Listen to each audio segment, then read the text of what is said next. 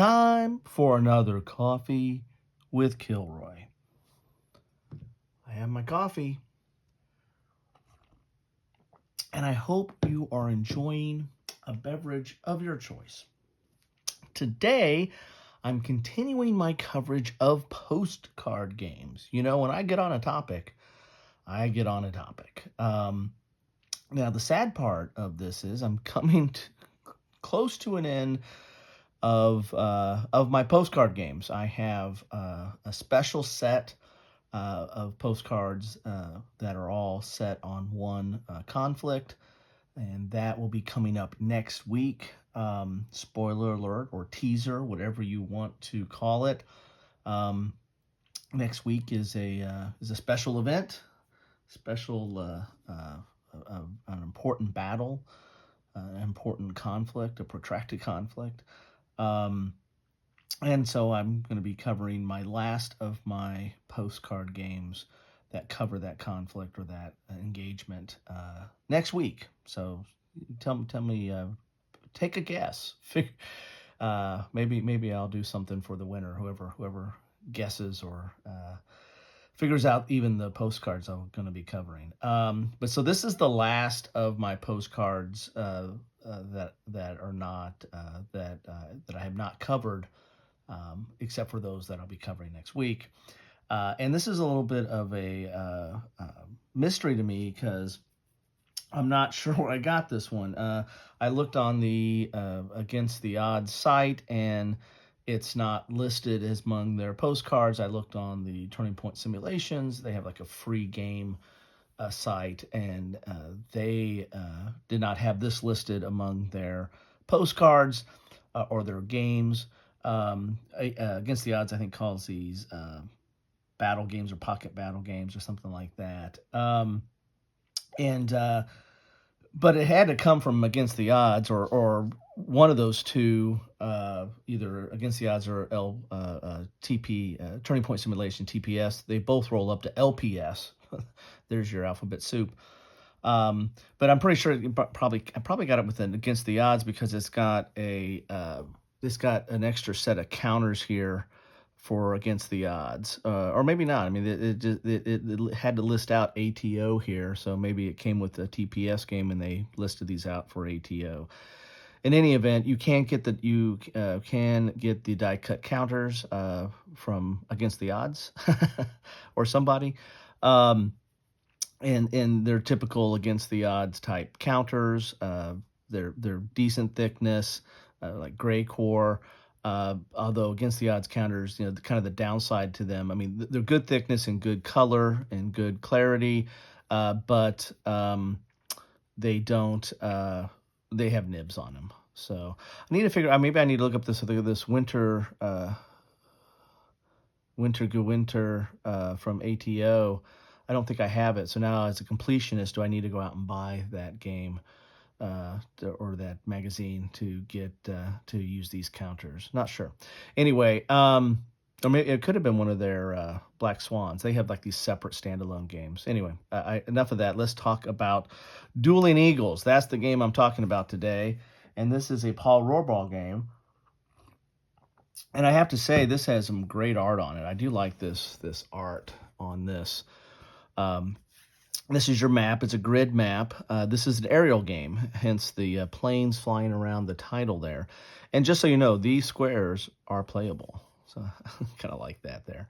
Kind of harkens back to some old school type comments you might see on a map board. These squares are playable. But so you're going to be doing air actions over Malta. Again, I said this is a Paul Rohrbal game, and you can go. He has his own game site. You can go to www.hfd games. That's High Flying Dice Games. That is his game company. He's a very small publisher. I think it's just him and his wife.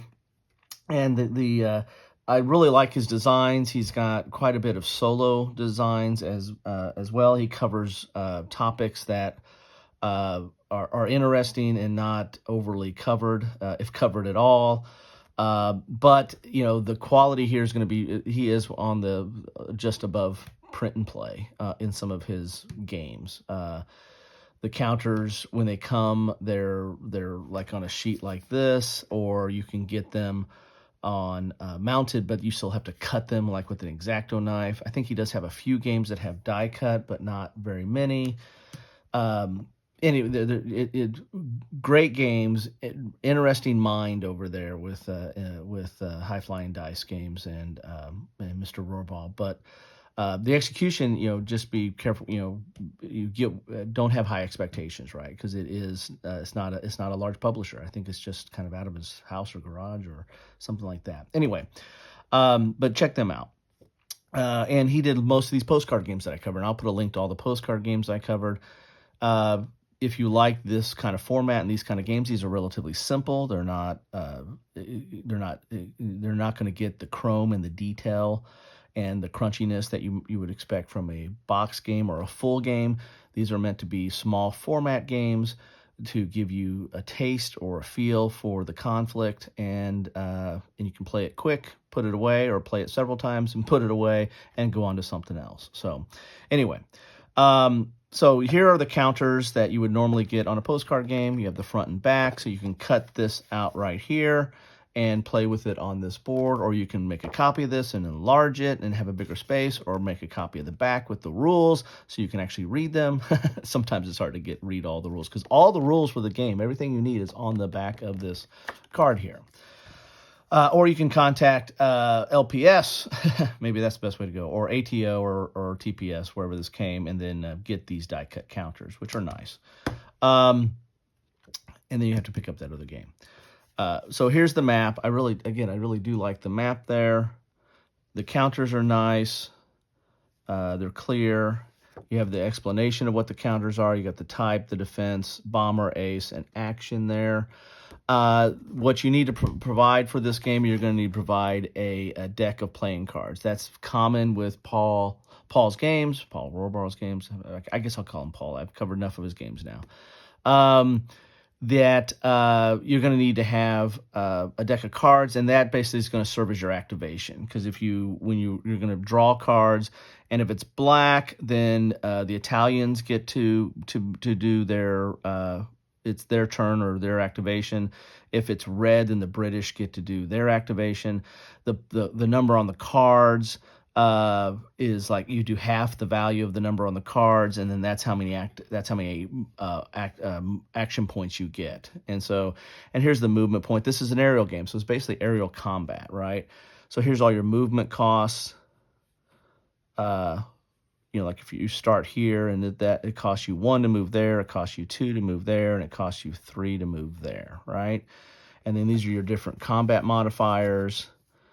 And you'll also use the cards to, I believe, you make firing player makes a card draw, and you modify the card value listed on the card if the card value, and you do that by the modifier. So you take the card draw, you'll use the combat modifiers, and then you'll see if it's doubled the target's printed defense, and these have a defensive rating here, then the target is damaged, and or if it's already damaged, then it's destroyed, and then you also have anti-aircraft fire and the like.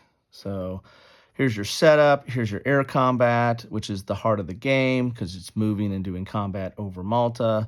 Then you have the game length. It lasts 4 turns. And then you have winning.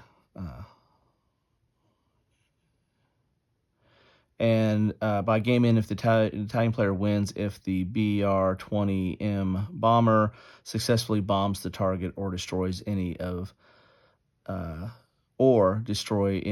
British aircraft while losing no Italian aircraft.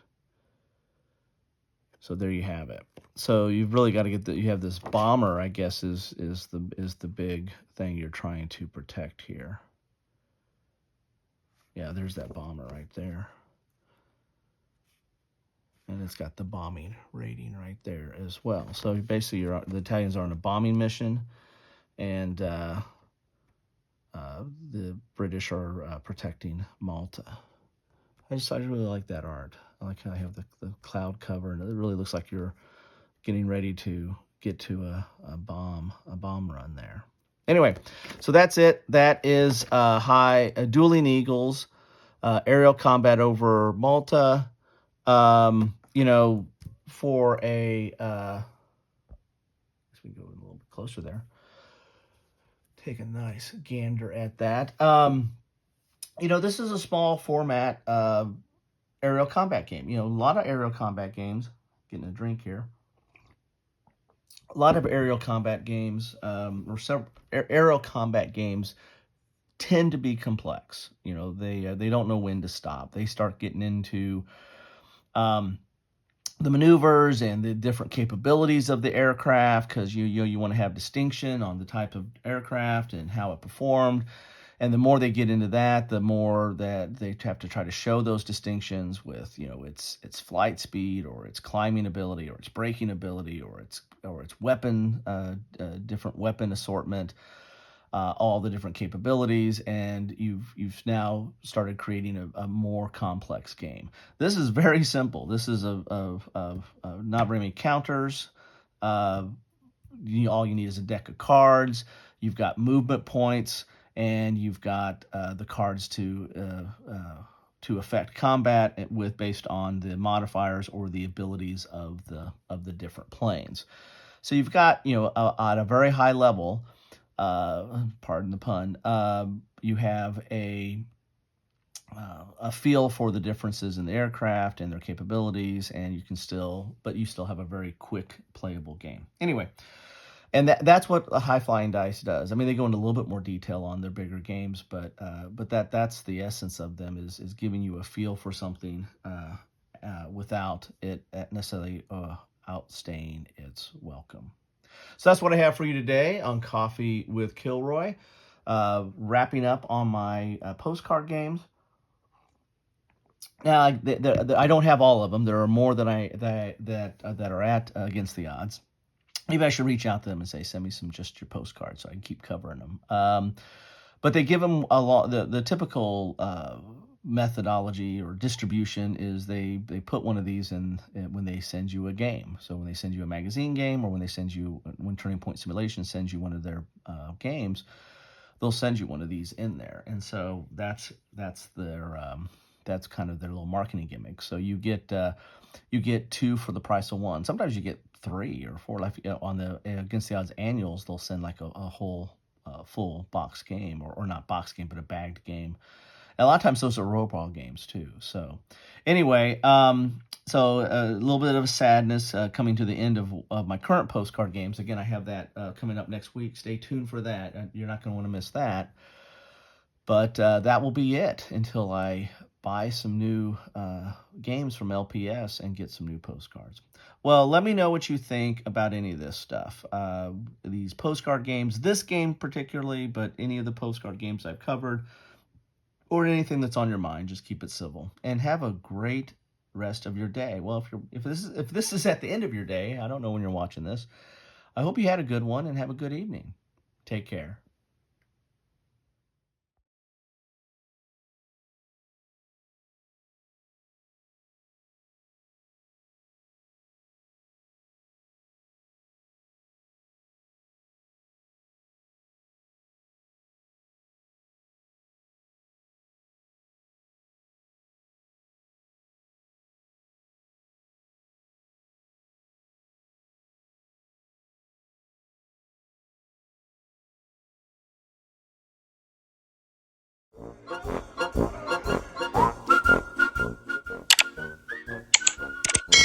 Thanks for watching.